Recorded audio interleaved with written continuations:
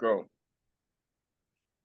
Hi, welcome, Jeff. Hey, So for today, we'll be coding in Python, and I want you to essentially create a function that takes in a list of strings. Now, this list will be unique. So for each element in this list, you can have numbers, and I want those numbers to add up to return an added value. So I'll give you a quick explanation. So in this example right here, you have two elements in this list. In the first element, you have the 4 and the 5.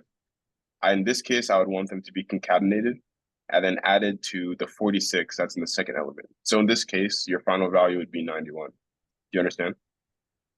so it's 91 because we have 45 from the first string and 46 from the second. It doesn't. Yes. Okay. Yeah. Yep. All right. Yep. Makes sense. Yeah. Start whenever you're ready. Just make sure to talk through your solution. Yes. Um, questions. So can the string have no number in it? For example, can I just have a string called Jeff Allo?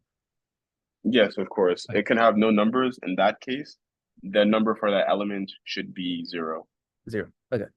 Um, secondly, can can the string be empty? Can one of the strings be empty? Yes, if one of the strings is, do you mean the entire list if the entire list is empty? I mean, both actually.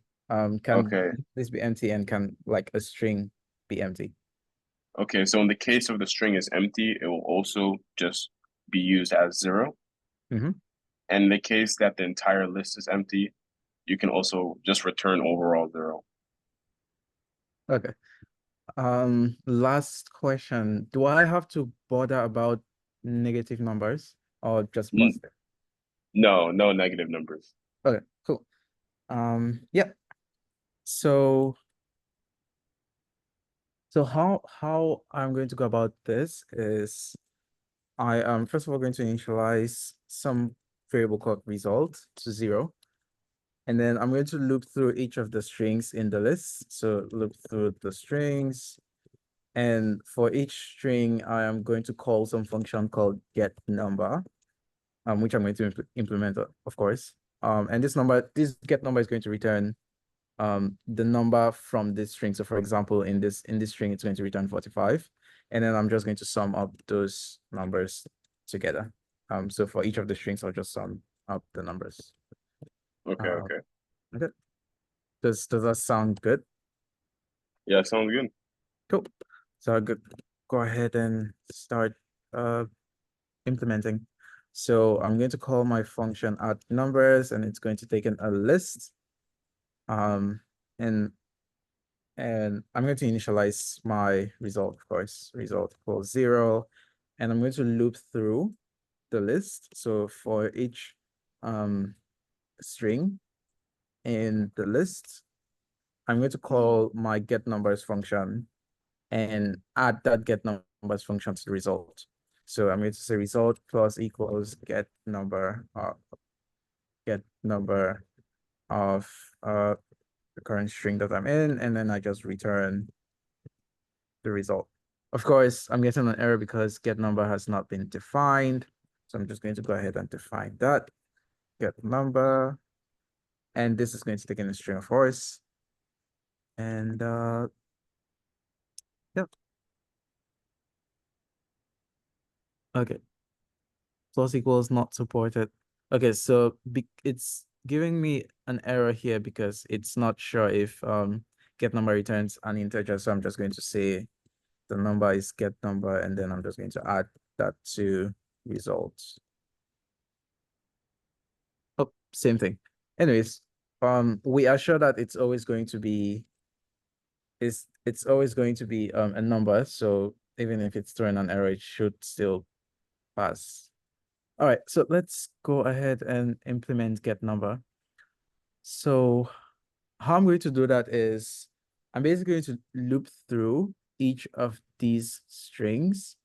And then when I find a character that is a number, what I'm going to do is I'm going to add that to a particular string. So this is my first step, by the way.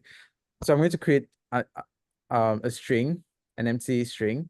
And then for each of the numbers that I see in that string, I am going to add it to the result string, right? Okay. So let me say my number is going to be this string, empty, and then I'm going to loop through for each of the characters in string. I am just going to check if the character is a digit. So if character dot is digit, if it's a digit, then I'm just going to add it to num, and then I can just return the integer value of num. All right, so this is the first thought I had, but while solving it, I did realize that there's a more efficient way, because I'm using the string, it's effectively using of n space complexity here. Yeah, space. And I can actually reduce that by directly using an integer. And then for each of the characters that is a digit, I am going to push num by 10. So just shift num and then add that digit to the end of the number that I have. So for example, if when I meet 4, I'm going to add 4 first to my number. So 4 or num is going to be 4. Num equals 4. And then when I meet 5, I'm going to push 4 by 10. So it's going to be 40, and then I add 5 to it. So basically doing that for each of the numbers that I see as I go through the string.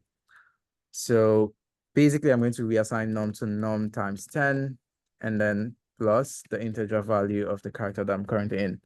And this way I don't use the O of n space as I did before.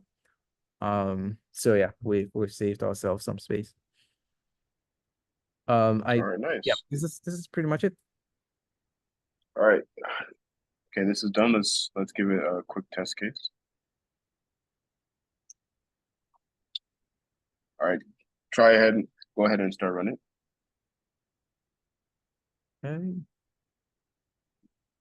Cool. Okay, so for 45, 46, 91, you have 0, 45, 0. All right, wonderful. Thank you, Jeff, for your time. Thank you too. Have a great day. You too.